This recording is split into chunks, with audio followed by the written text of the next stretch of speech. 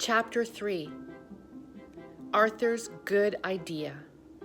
While the boys were laying in bed one night, Arthur asked Stanley, "Please tell me what's the matter?" Stanley waited for a long time before he spoke. "The thing is," he said, "I'm just not happy anymore. I'm tired of being flat. I want to be a regular shape again, like other people. But I'll have to go on being flat forever. It makes me sad."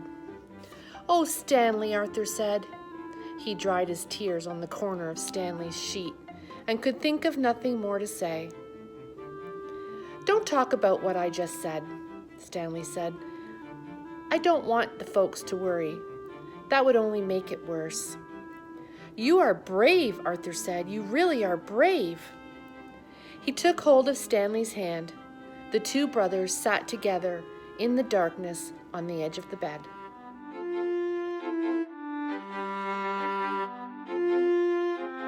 Stanley and Arthur were the best of brothers and the best of friends. They were both still sad, but each one felt a little better than they had before. And then suddenly, though he was not even trying to think, Arthur had an idea. A great idea. He jumped up and turned on the light and ran to the big storage box where toys and things were kept. He began to rummage in the box. Stanley sat up in bed to watch. Arthur flung aside a football and some lead soldiers and airplanes and lots of wooden blocks. And then he said, "Aha! I have an idea." An old bicycle pump. He held it up, and Stanley and him looked at each other. "Okay," Stanley said at last, "but take it slow." He put the end of the long pump hose in his mouth and clamped his lips tightly around it. "I'll go slowly," Arthur said. "If it hurts or anything, just wiggle your finger at me."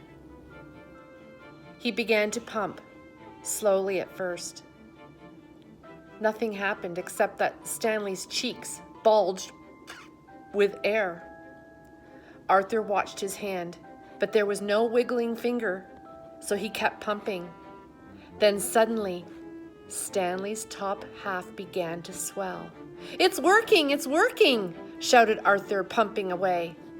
Stanley spread his arms so that the air could get around inside him more easily.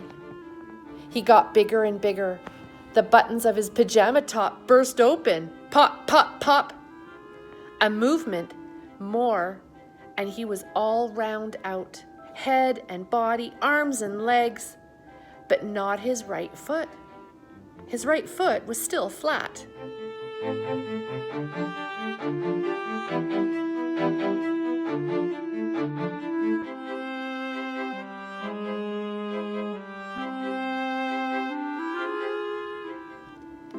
Arthur stopped pumping. "It's like trying to do the very last bit of that long balloon," he said. "Maybe a shake would help." Stanley shook his right foot twice. With a little whooshing sound, it swelled out to match the left foot. There stood Stanley Chp as he used to be before, as if he'd never been flat at all. "Thank you, Arthur, thank you," Stanley said. "Thank you so much." The brothers were shaking hands and hugging each other.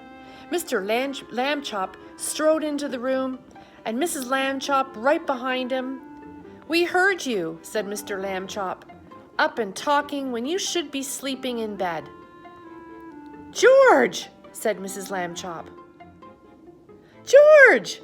Look, George! Stanley's round again." "You're right," said Mr. Chp, noticing. "Good for you, Stanley." "I'm not the one that did it. Arthur did it. He blew me up." Everyone was so excited and happy. Mr. Chp made hot chocolate to celebrate the occasion, and several toasts were drunk to Arthur for his cleverness. When the little party was over, Mr. and Mrs. Chp tucked the boys back into bed and kissed them good night. "Good night, Arthur. Good night, Stanley," they said. It's been a long and tiring day. Very soon, all the lamb chops were fast asleep.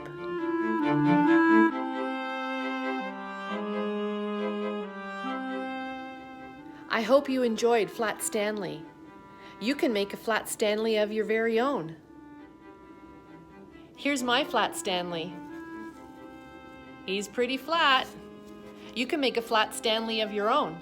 All you need is a piece of paper or cardboard and draw him a face and put on some colors. What kind of fun and adventures will your Flat Stanley get up to?